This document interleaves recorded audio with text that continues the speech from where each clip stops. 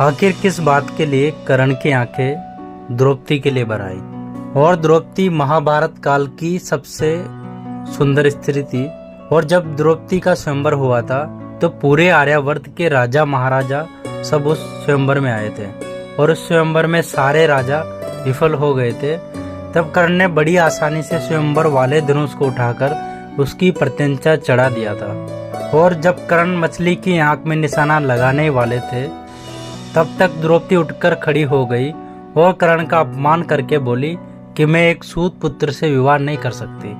द्रौपदी ने कर्ण की वीरता नहीं देखी और ना ही कर्ण का पराक्रम देखा। बस उन्होंने ये देखा कि कर्ण एक सूत पुत्र है। उसके बाद कर्ण द्रौपदी से बहुत ही ज्यादा घृणा करने लगे थे। लेकिन क्या आपको लगता है कि एक बार कर्ण की आंखें द्रौपदी के लिए भर आई थी? आखिर क्यों कर्ण द्रौपदी के लिए भावुक हो गए थे? और इसी बारे में हम इस वीडियो में आपको बताने वाले हैं। लेकिन अगर आप इस चैनल पर नए हो तो हमारे चैनल को सब्सक्राइब करें और बेल आइकन को प्रेस कर दें।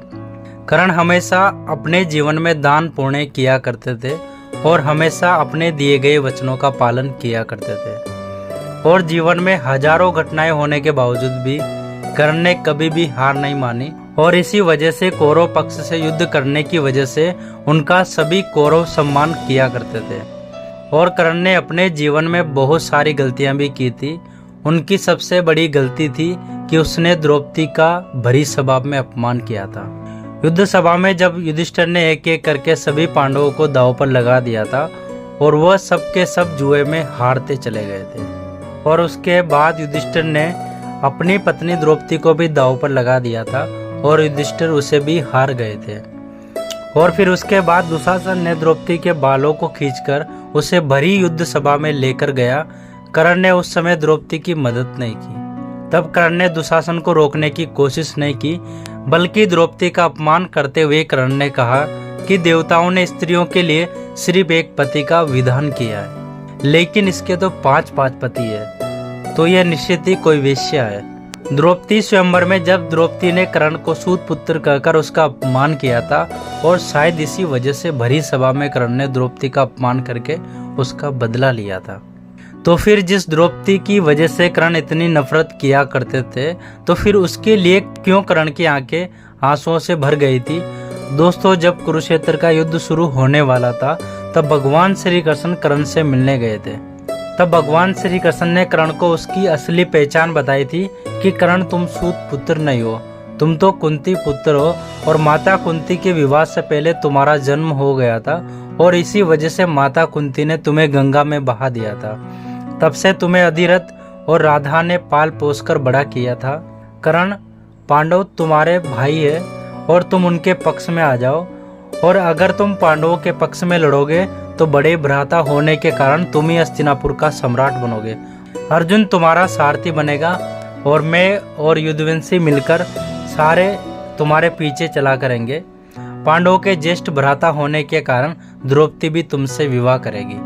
पार्थ, कर्ण, इस युद्ध में दुर्योधन की पराजय निश्चित है, इसलिए तुम भाई पांडवों से मिल जाओ। यह सुनकर भगवान श्री कृष्ण से कर्ण ने कहा, माता कुंती ने तो मुझे गंगा में बहा दिया था, लेकिन अधिरथ बाबा और माता राधा ने ही मुझे पाल पोस कर बड़ा किया और मेरी शादी भी एक सूत कन्या से हुई है।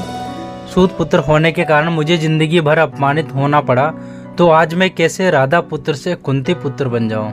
और जब मुझे सारी दुनिया ने दुत्कारा था तब केवल दुर्योधन ने मेरा साथ दिया था, तो आज मैं कैसे अपने मित्र के साथ विश्वघात कर लूं? और जब कर्ण ने भगवान श्री कृष्ण से कहा, मैंने बड़ी सभा में द्रौपदी और पांडवों के साथ जैसा बर्ताव किया था उसके लिए मैं आज भी पश्चाताप की अग्नि में जलता रहता हूँ और मेरे जीवन की ये सबसे बड़ी भूल थी। यह बात कहते कहते कर्ण की आंखें आंसुओं से भर आई।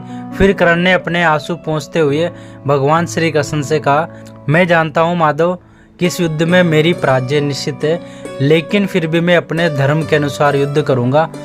तो दोस्तों, उसी सूत पुत्र ने कुरुक्षेत्र के युद्ध में इतिहास रच दिया। तो दोस्तों, आज की वीडियो में आपको ये खास जानकारी कैसी लगी? और अगर आप पहली बार हमारे चैनल पे आए हो तो हमारे चैनल को सब्सक्राइब करें और वीडियो को लाइक करें और कमेंट करके हमें ज़रूर बताएं कि आपको वीडियो कैसा लगा। और बेल आइकन को दबाना ना भूलें ताकि आने वाली हर वीडियो का नोटिफिकेशन आपको सबसे पहले मिल सके। Thank you so much.